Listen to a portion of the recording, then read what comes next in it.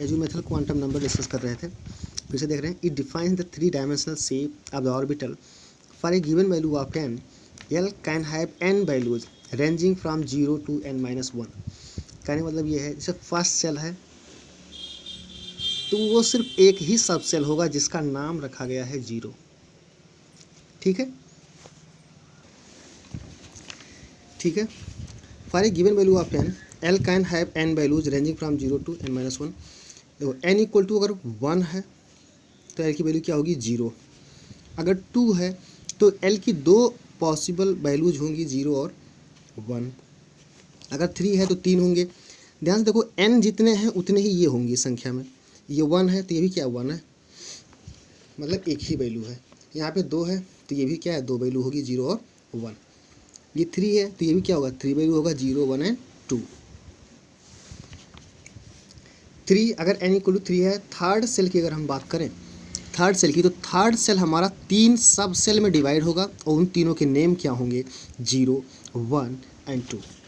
क्या बात समझ में आया। ऐसे अगर fourth cell n equal to 4 की अगर बात की जाए तो जो फोर्थ सेल होगा वो फोर्थ जो सेल होगा वो 4 पार्ट में डिवाइड होगा, 4 सब सेल में डिवाइड होगा जिनके नाम होंगे 0, 1, 2 एंड 3। क्या बात समझ में आया। यानी L जो हमारा है, जिसे आप एजीमुथल क्वांटम नंबर बोल रहे हो, यानी सब एनर्जी लेवल बोल रहे हो, ठीक है, सब एनर्जी लेवल या सब सेल जिसे आप बोल रहे हो, वो डायरेक्टली डिपेंड है किस पे, n की वैल्यूज पे डिपेंड होता है L की वैल्यू। ठीक है, L की वैल्यू कहाँ से हो सकती है, कहाँ तक। L की जो वैल्यू है वो 0 से लेके n-1 तक होती है, 0 से लेके n-1 तक। तो n इक्वल टू अगर 1 है तो सिर्फ 0 हो जाएगा क्योंकि ये 0 आएगा। अगर n इक्वल टू 2 हो, n इक्वल टू 2 तो 2 रखोगे तो 2-1 कितना आएगा 1, यानी 0 से लेके कहाँ तक 1 तक। और वो क्या हुआ मतलब 0 हुआ और 1 हुआ, 0 एंड 1। अगर n इक्वल टू आप यहाँ पे 3 रख दो, 3 तो 3-1 कितना हो जाएगा 2। कहाँ से लेके 0 से लेके 2 तक होगा L की वैल्यूज, कौन कौन सी 0, 1 एंड 2, 0, 1 एंड 2। बात समझ में। ऐसे n इक्वल टू 4 रखो, 5 रखो, आप समझ गए होगे। तो यहाँ पे दो कंक्लूजन क्या है कि जो फर्स्ट सेल है हमारा वो कोई भी सब सेल नहीं है, वो बस एक ही है, अकेला है, कोई डिवाइडेशन नहीं है उसमें। अगर 2 है, n equal to 2, second cell जो है वो 2 पार्ट में डिवाइड है, थर्ड सेल 3 सब सेल में डिवाइड है, फोर्थ सेल 4 सब सेल में डिवाइड होगा। ऐसे 5 सेल, जो फिफ्थ सेल होगा वो 5 डिफरेंट सब एनर्जी लेवल में डिवाइड होगा। क्या बात समझ में आ गया। इसी को हम क्या बोलते हैं एजीमुथल क्वांटम नंबर। तो आप गिवन वैल्यूज जो n की वैल्यू गिवन होगी उससे क्या L की वैल्यू फाइंड आउट कर सकते हो, हाँ कर सकते हैं। ये 3-dimensional स्पेस को बताता है। This one tells about 3-dimensional space या रीजन जिसमें इलेक्ट्रॉन जो होगा उसके पाए जाने की डेंसिटी मैक्सिमम है, यानी कि साई का जो फंक्शन था साई स्क्वायर का वो क्या होगा, उसकी वैल्यू मैक्सिमाइज होगी उस केस में। क्लियर हो गई बात यहाँ तक।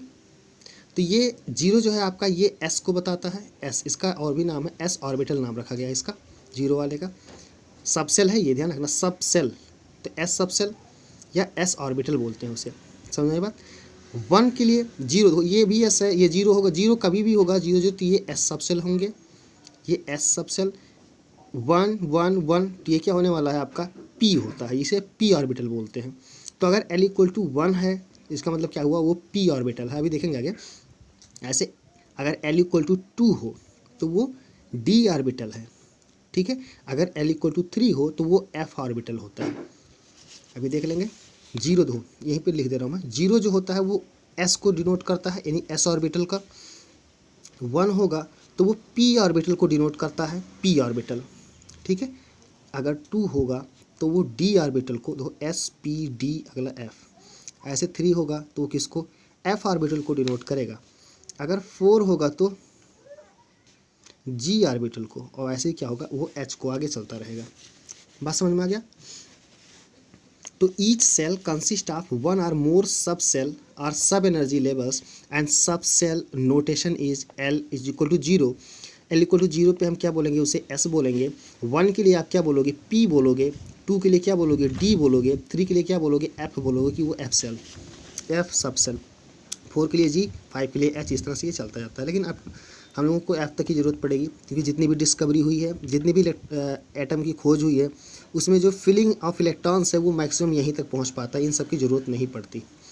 या इतने ऐसा कोई एटम मिला ही नहीं कि जिसमें इतने ज़्यादा इलेक्ट्रॉन हो कि वो इसमें भी फिर होना शुरू हो जाए, ऐसा अभी तक नहीं हुआ है। ठीक है, तो F तक हमें ज़रूरत पड़ेगी। तो आप बस इतना ध्यान रखना कि 0 है, अगर L की वैल्यू 0 है तो उसे S सबसेल बोलते हो, S ऑर्बिटल, 1 है तो P ऑर्बिटल, 2 है तो D ऑर्बिटल और 3 है तो F ऑर्बिटल। ठीक है, SPDF 0 1 2 3।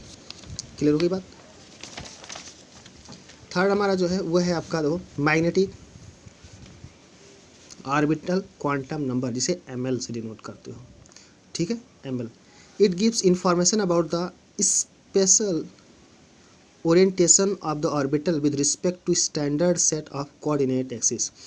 जैसे कुछ इस तरह से समझेंगे हम लोग, मान लो कि ये कोई एक सेल है। ठीक है, इस सेल में इलेक्ट्रॉन है। अब सेल का कैसा स्ट्रक्चर है नहीं पता, मान लेते हैं चलो ये सेल है। यहाँ पे ये जो बीच में स्पेस है, ये वाला स्पेस, यहाँ पे इलेक्ट्रॉन डेंसिटी मैक्सिमम है, यानी कि यहीं पे इलेक्ट्रॉन आपका कहीं पे होगा। अब इसमें देखो ये एक सेल है, अगर मान लेते ये n = 2 है, अगर मान लेते हैं कि ये n = 2 है, ये वाला पूरा सेल जो यहाँ से लेके यहाँ तक ये स्पेस है, नहीं 3 डायमेंशनल स्फेरिकल मान के चलते हैं, तो ये क्या है n = 2 है, तो इसमें ढेर सारे पार्ट में डिवाइड, ये ढेर सारे क्या n = 2 है तो 2 पार्ट में डिवाइड होगा। एक पार्ट तो ये हो गया, ये वाला पोर्शन यहाँ से लेके यहाँ तक ये वाला पूरा, और बाकी ये जो पीछे बच गया ये दूसरा पोजीशन हो गया। बात समझ में आया। अब इस एक सब सेल में भी क्या होगा, छोटे छोटे कंपार्टमेंट होते हैं, ये छोटे छोटे रीजन होते हैं जिसमें इलेक्ट्रॉन होता है। तो मैग्नेटिक क्वांटम नंबर हमें क्या बताता है, वो स्पेशल ओरिएंटेशन बताता है, यानी कि हमारा जो इलेक्ट्रॉन है, देखो इसी सेल के इसी सब सेल के अंदर ढेर सारी पोजीशन बन रहे हैं आपके, इसमें से वो किस पोजीशन पे है, इसमें से वो किस पोजीशन पे है, समझ में आई बात। इस सब सेल में वो किस पोजीशन पे है, उसका इस ओरिजिन से ओरिएंटेशन क्या है, एंगुलर ओरिएंटेशन क्या है, कितने एंगल पे है वो आपका इलेक्ट्रॉन। इन सारी चीज़ों के इन्फॉर्मेशन के लिए एक अलग आता है आपका, जिसे आप क्या बोल रहे हो, मैग्नेटिक क्वांटम नंबर के नाम से जानते हो। तो देखो हम लोग एक इलेक्ट्रॉन के बारे में जानना चाह रहे हैं कंप्लीट। सबसे पहले हमने सेल को जान लिया कि जो हमारा इलेक्ट्रॉन है वो इसके अंदर लाई कर रहा है, तो हमें n की वैल्यू मिल गई, n = 2 हो गया। यहाँ तक समझ में आ गई बात। अब क्योंकि ये सेल जो था बहुत बड़ा था, तो इस सेल में सब सेल भी होंगे, तो हम सब सेल में पहुँच गए कि ये रहा सब सेल नंबर 1 और ये दूसरा जो है ये सब सेल नंबर 2। तो अभी सब सेल में अगर हम पहुँच गए तो सब सेल तक पहुँच गए, नहीं कि छोटा सा और रीजन और छोटा करते चले जा रहे हैं, बिल्कुल इलेक्ट्रॉन के करीब जा रहे हैं हम लोग। ठीक है, तो अब मान लेते हैं कि इलेक्ट्रॉन हमारा इस वाले सब सेल में था, तो यहाँ तक पहुँच गई बात। लेकिन अब अगला, क्योंकि इसमें भी क्या होता है, ढेर सारा पोजीशन बन रहा है इस ओरिजिन से, इससे रिलेटेड ढेर सारे पोजीशन ये बन रहे हैं। देखो पोजीशन वेक्टर दिखा रहा हूँ मैं, तो इलेक्ट्रॉन यहाँ है, यहाँ है, यहाँ है, यहाँ है, कहाँ है इसमें से, तो इसको बताना हो तो एक अलग नंबर चाहिए हमें, एक अलग इन्फॉर्मेशन देना पड़ेगा इस लाइन को बताने के लिए। इस लाइन को बताना हो तो अलग इन्फॉर्मेशन, इस लाइन को बताना हो तो अलग इन्फॉर्मेशन, ऐसे इस लाइन को बताना हो तो अलग इन्फॉर्मेशन देना पड़ेगा। और यही इन्फॉर्मेशन ही क्या है, आपके मैग्नेटिक क्वांटम नंबर कहलाते हैं। क्या बात समझ में आए। मैग्नेटिक क्वांटम नंबर क्या बताते हैं आपको, इलेक्ट्रॉन का स्पेशल ओरिएंटेशन बताते हैं, इस ओरिजिन से किस डायरेक्शन में वो है, और वो भी किसके अंदर, सब सेल के अंदर। क्लियर हो गई बात।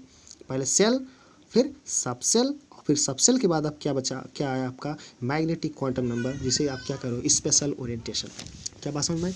तो m की जो वैल्यू होती है, m की जो वैल्यूज है वो l की वैल्यूज़ पे डिपेंड करती है, l की वैल्यूज़ पे, यानी जैसे n की जो वैल्यू थी वो किस पे डिपेंड की, l की जो वैल्यू थी वो किस पे डिपेंड की, वो n की वैल्यू पे डिपेंड की। ऐसे ही आपका जो l की वैल्यू होगी या m की जो वैल्यू होगी वो किस पे डिपेंड करेगी, वो l पे डिपेंड करेगी। तो अगर l = 0 है तो जो m की वैल्यू होगी वो 0 होगी। ठीक है, जो l = अगर 1 ले लें तो जो m की पॉसिबल वैल्यूज होंगी वो 3 वैल्यूज होंगी। कौन कौन सी, -1, 0 और 1। ध्यान दो, अगर ये 1 है, अगर ये 1 है तो यहाँ पे 3 वैल्यूज होंगी। ऐसे अगर 2 है तो यहाँ पे कितने वैल्यू होंगी, टोटल 5 वैल्यूज आएंगी। कौन कौन सी, -2, -1, 0, 1 एंड 2। ध्यान से देखो मैं कहना क्या चाह रहा हूँ, मैं ये कहना चाह रहा हूँ कि जो m की वैल्यूज होगी, जो m की वैल्यू होगी वो हमेशा ही -l से लेके कहाँ तक, +l तक होगी। और ये बीच में जितने भी इंटीजर होंगे वो सब के सब आएंगे इंक्लूडिंग 0 को भी क्या करोगे आप, इंक्लूड करते हुए। क्या बात समझ में आ गया। तो आप आसानी से m की वैल्यू फाइंड आउट कर सकते हो। क्लियर होगी बात यहाँ तक। तो ये आपका मैग्नेटिक क्वांटम नंबर था, जो क्या बता रहा है, स्पेशल ओरिएंटेशन न्यूक्लियस से। अगर 3 होता तो कितना होता, -3, -2, -1, 0, 1, 2, 3। कितने हो गए टोटल 7 होंगे। देखो इन्हीं सारी चीज़ों को समझने के लिए, क्योंकि ये इन्हीं सारी चीज़ों को दिखाने का जो तरीका है, हम लोग जो जिस तरह से दिखाएंगे अपनी कॉपीज़ में जो दिखाते हैं वो कंपार्टमेंट बनाते हैं, इस तरह से एक कंपार्टमेंट बना लेते हैं। अभी हम लोग स्ट्रक्चर भी देखेंगे इनका, एस का कैसा होता है शेप, पी का कैसा होता है, डी का कैसा होता है, एफ का कैसा होता है, वो सारे स्ट्रक्चर या उनके शेप्स कैसे हैं हम देखेंगे। लेकिन उसको समझने के लिए या प्रेजेंट करने के लिए या जल्दबाजी करने के लिए हम लोग क्या करते हैं, एक कंपार्टमेंट बना लेते हैं इस तरह से, और ये एक कंपार्टमेंट जो है एक ऑर्बिटल को दिखाता है, ऑर्बिटल। ठीक है, पी ऑर्बिटल जो एस ऑर्बिटल है उसमें बस ऐसा ही दिखाओगे। जो पी है, जो पी ऑर्बिटल होता है उसमें 3 कंपार्टमेंट बने होते हैं, 3 कंपार्टमेंट इस तरह से, समझ में बात। यानी कि ये पी सबसेल अगर है तो पी सबसेल में ये 3 अलग अलग ओरिएंटेशन है, आपके ध्यान से देखो ये 3 ओरिएंटेशन है।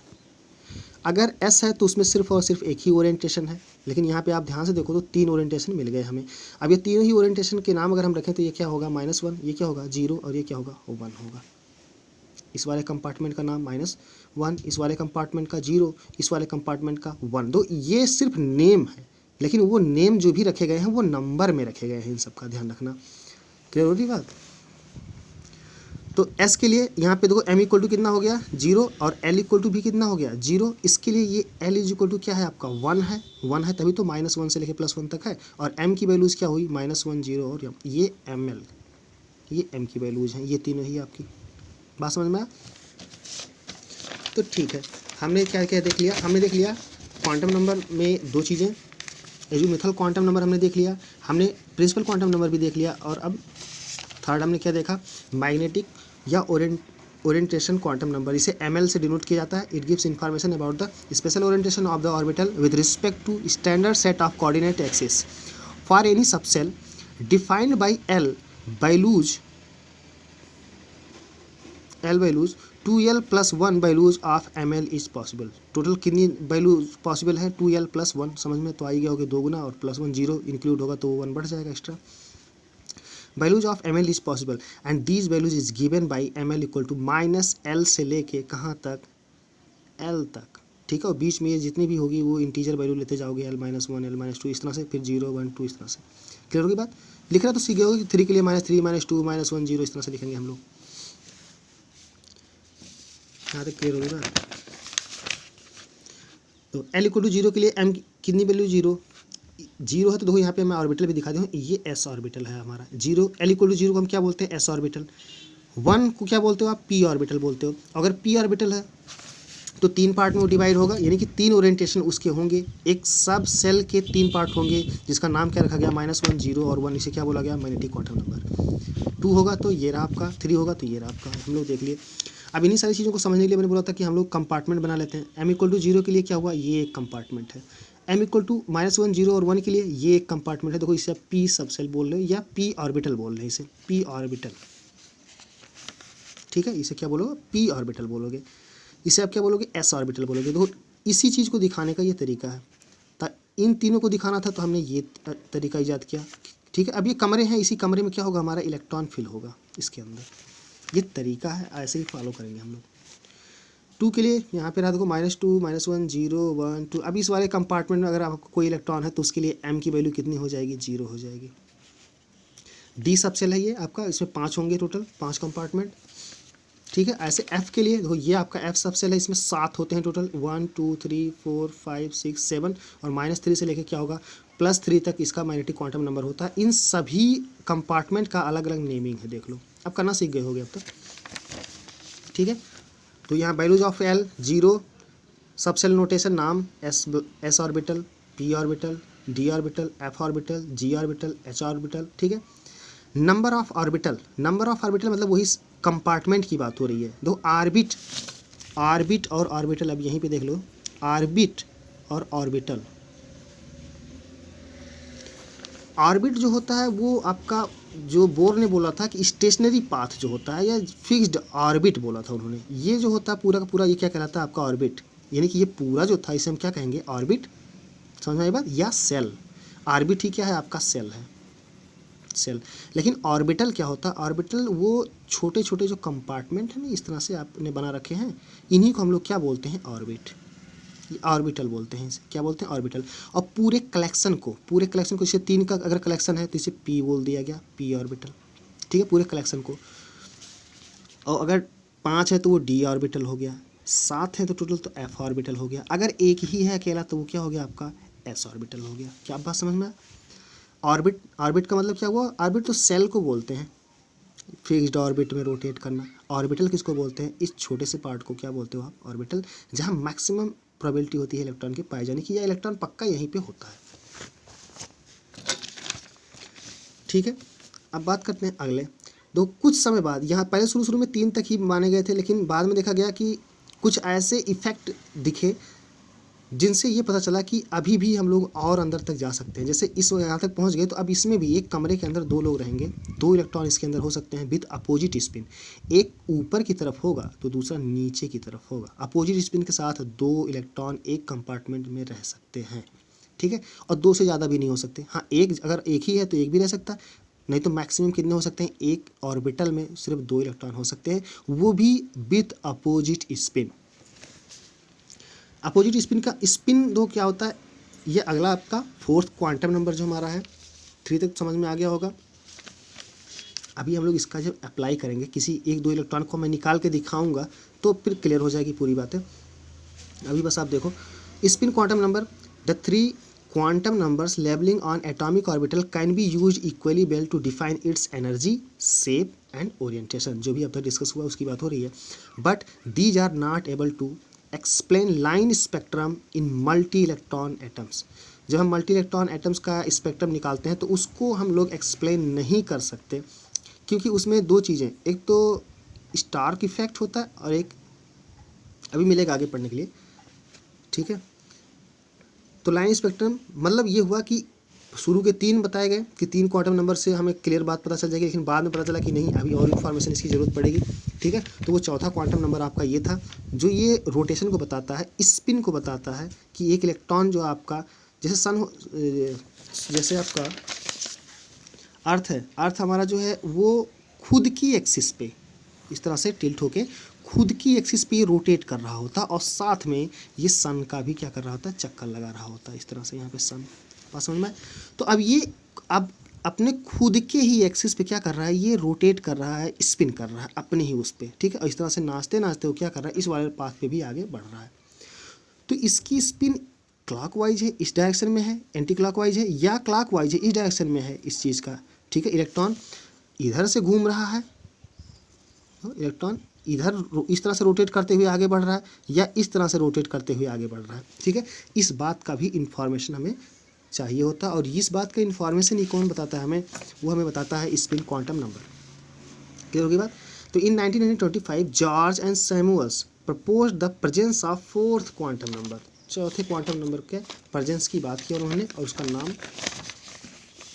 That tells about the rotation of electron about its axis, कि वो अपने एक्सिस पे इस डायरेक्शन में इस तरह से रोटेट कर रहा है या इस डायरेक्शन में रोटेट कर रहा है, वाइल रिवॉल्विंग अराउंड न्यूक्लियस, जब वो रोटेट कर रहा है तब। समझ आई बात? किस रोटेशन की बात हो रही है? Rotation about its own axis, इसके ही एक्सिस पे जो वो रोटेट कर रहा है उसकी बात हो रही है।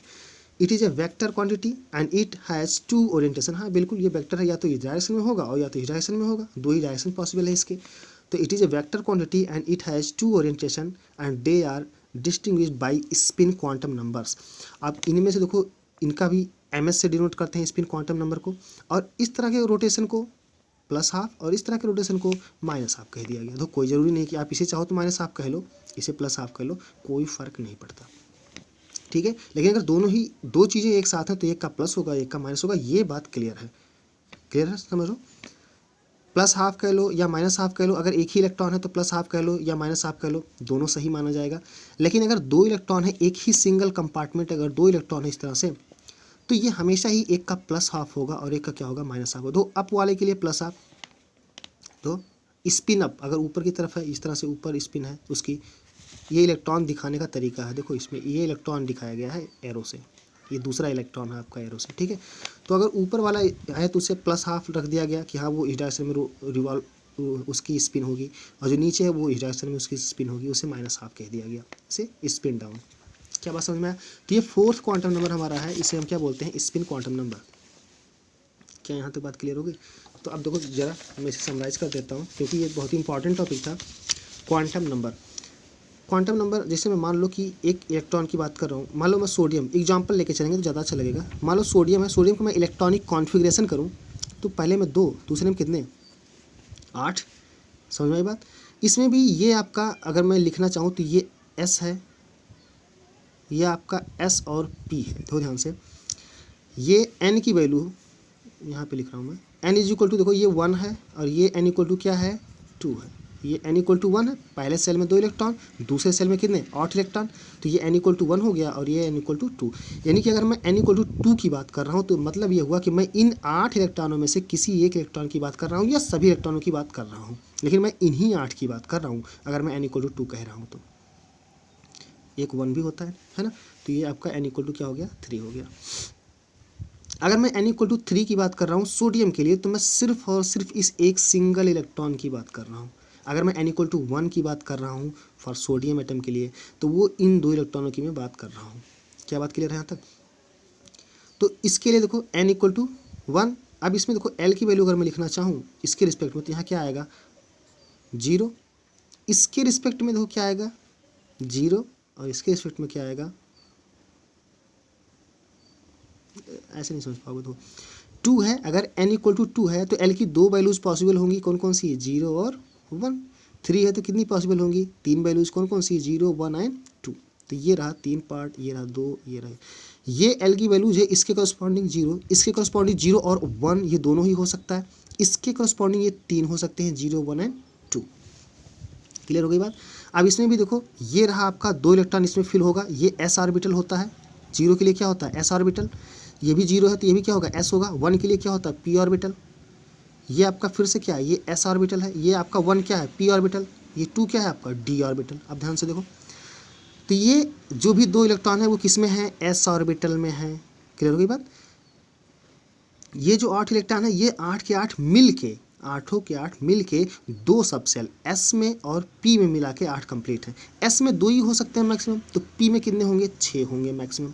तो यहाँ से इस तरह से 6 इसमें हो गए, 2 इसमें हो गए, तो टोटल कितना हो गया 8। तो इन 8 इलेक्ट्रॉनों का डिस्ट्रीब्यूशन 2 अलग अलग सब एनर्जी लेवल पे किया गया है। पहला S है S ऑर्बिटल जिसमें 2 इलेक्ट्रॉन है, और दूसरा आपका P ऑर्बिटल है जिसमें मैक्सिमम 6 इलेक्ट्रॉन हो सकते हैं। क्या बात समझ में आया? ऐसे यहाँ पे देखो, यहाँ पे SPD थर्ड सेल की बात करें, अगर और इलेक्ट्रॉन होते तो, और यहाँ पे 1 ही इलेक्ट्रॉन, एक ही इलेक्ट्रॉन है तो किस में पहुँच जाएगा, शुरुआत आप यहाँ 0 से करोगे तो 0 वाले में आ जाएगा, नहीं कि क्या होगा वो S ऑर्बिटल में आएगा। ये फिर से क्या आपका P और ये आपका क्या D में मैक्सिमम 10 इलेक्ट्रॉन होते हैं, P में मैक्सिमम 6 होते हैं और S में मैक्सिमम कितने होते हैं 2 होते हैं। तो आप इन सबको ऐड करो तो कितना आएगा टोटल 18 इलेक्ट्रॉन, यानी कि थर्ड सेल में कितने हो सकते हैं 18 इलेक्ट्रॉन आप फिल कर सकते हो SPD करके। क्या बात समझ में आए? यहाँ तक बात क्लियर हो गई?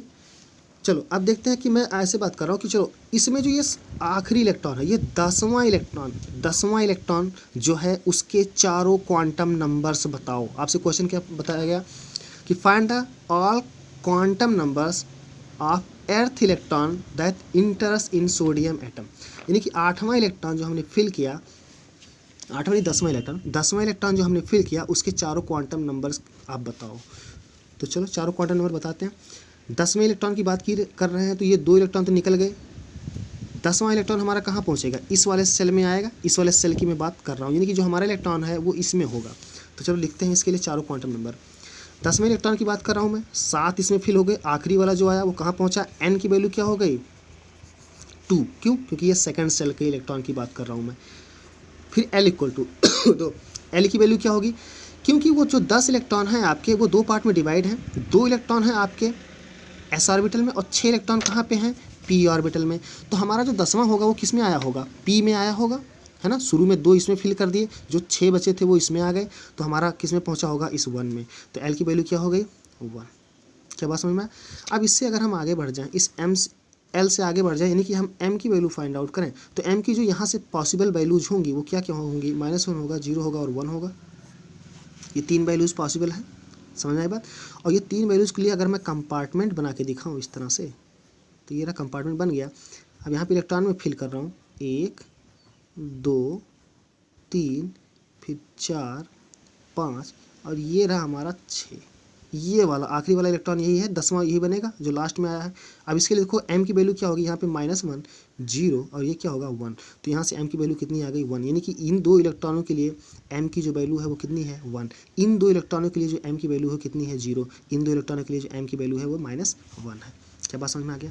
तो n = 2 आ गया, l = 1 आ गया, m = कितना आ गया 1 आ गया, क्योंकि इन दो इलेक्ट्रॉनों की बात हो रही थी। अगर मैं s की बात करूँ तो देखो एक अप स्पिन में था और दूसरा जो लास्ट वाला आप लेके आए हो कहाँ आया है, डाउन स्पिन में आया है। तो डाउन स्पिन में आया है तो इसको आप क्या लिख दो -12, अप स्पिन के लिए क्या लिखते हैं +12। तो ये रहे आपके चारों quantum numbers, 4 quantum numbers for 10th electron in sodium atom. बात समझ में? अगर मैं इस वाले के लिए, इस आखिरी इलेक्ट्रॉन के लिए अगर मैं इसके क्वांटम नंबर्स लिखूँ तो कैसे लिखूँगा, n = क्या हो जाएगा 3, n = 3 होगा, थर्ड सेल है ये, तो n की वैल्यू आ गई। अब l की वैल्यूज़ क्या होगी, l की तो यहाँ से ढेर सारी वैल्यू हो सकती हैं, 0 1 2 यहाँ तक 3 वैल्यू हो सकती हैं, लेकिन क्योंकि एक ही इलेक्ट्रॉन हो तो किस में गया होगा, वो पहले वाले में जाएगा 0 में, है ना। तो l की वैल्यू कितनी हो जाएगी 0। 2 इलेक्ट्रॉन इसमें फिल हो जाएंगे, अगर 2 फिल हो गए, 3 इलेक्ट्रॉन होते मान लो तो यहाँ पहुँच जाता, अगर यहाँ भी 6 फिल हो गए तो 6 2 8 हो गया, तब यहाँ पे पहुँचता, है ना।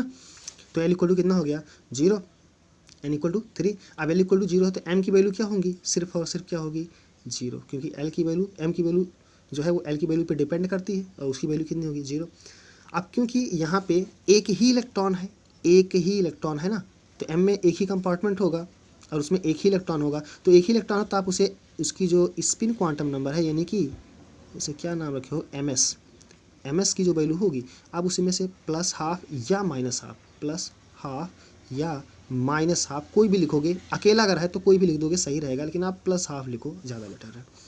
क्या यहाँ तक बात क्लियर हो गई? तो ये थे आपके क्वांटम नंबर्स, एक बार इन्हें दोबारा से देखना, ठीक है, दोबारा से देखना, और इसके हम लोग ढेर सारे क्वेश्चन भी करेंगे, आप अटैम्प्ट करना क्वेश्चन से ज़्यादा क्लियर होंगी ये सारी चीज़ें। तो इस तरह से हम लोग किसी एक इलेक्ट्रॉन का कंप्लीट इन्फॉर्मेशन निकाल लेते हैं, ठीक है, प्रिंसिपल क्वांटम नंबर, ये सारी चीज़ें। आप इसे दोबारा से वीडियो को 2 बार कम से कम देखना, क्योंकि बहुत कन्फ्यूजिंग है किस चीज़ की वैल्यू क्या है ना। ओके।